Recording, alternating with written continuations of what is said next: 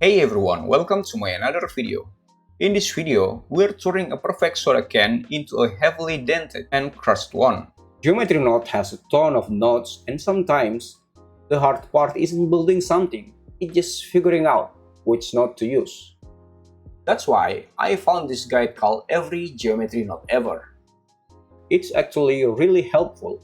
It's organized almost every geometry knots in Blender and explain what each knot does. So, instead of searching the internet for every knot, you can just open this guide and find instantly. If you're serious about learning geometry knot, this is a great reference to keep. Check the link in the description. If you enjoy Blender tutorial on modeling, lighting, animation, and product visualization, you are in the right place. Now you can become a channel member and unlock exclusive perks like early access to all my tutorial video. And the best part, at the end of each month, you will get a complete blend file pack containing all the project file from every tutorial released that month. Just hit the join button below to become a member and support this channel to grow. Okay, that's all. Let's start the tutorial. First of all, we need a can model, but if you wanted to know how I'm modeling this, you can check out my other video. Okay, select your can over here, tap to the edit mode. We need to select all of this, then select more. Okay, I guess this is enough. Go to the object data property, Vertex Group, add a Vertex Group, and click Assign. Tap to the object mode, go to the modifier, add a modifier, deform, then add a displace.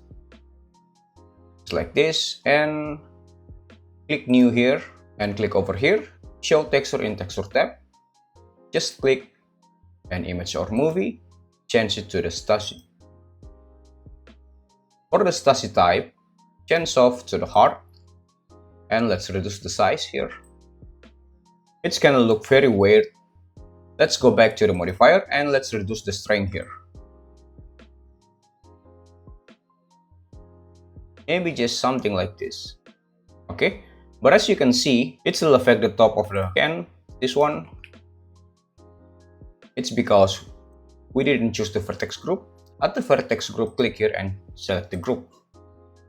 Okay, next thing to do, just click here and we can try to adjust here.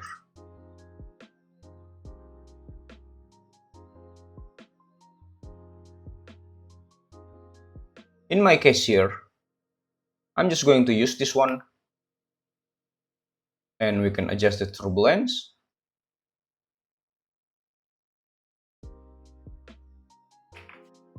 Okay, next thing, Shift A, add a lattice, adjust the lattice, scale this up, make sure the size is cover all of the object, scale it on the Z-axis, just like this, select the can, add a modifier, deform, and lattice. Click this eyedrop and select your lattice. Select our lattice here, tap to the edit mode. We can select here GZ, move it down.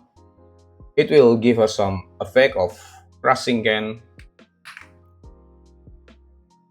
But as you can see, the top of the can, it didn't join. Tap to the object mode. We need to select here, all of this. Then select the body for the last one. At the lattice here, click like this, copy to selected. Now let's select this one, it have a lattice. Okay, I'm going to select this object and the lattice here, Ctrl P object transform. Then tap to edit mode. Let's see when we move it. The top of the can is following already. We can cross it till here.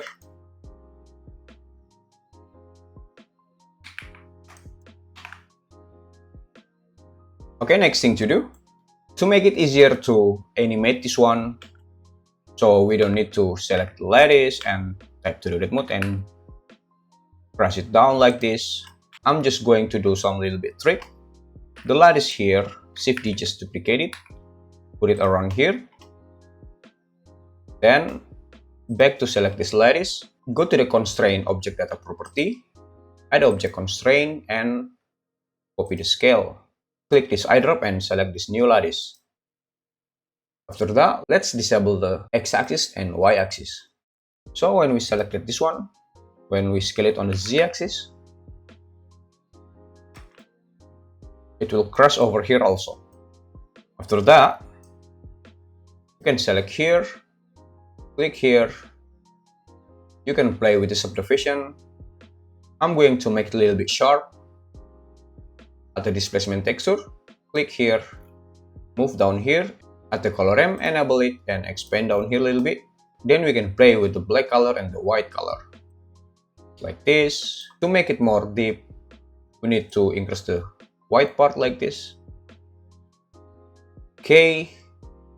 Play with the size. And turbulence. I guess turbulence is fine. And that's it guys, a realistic damage shuriken ready for your next render. Thank you for watching, like and subscribe if you want more. Thank you.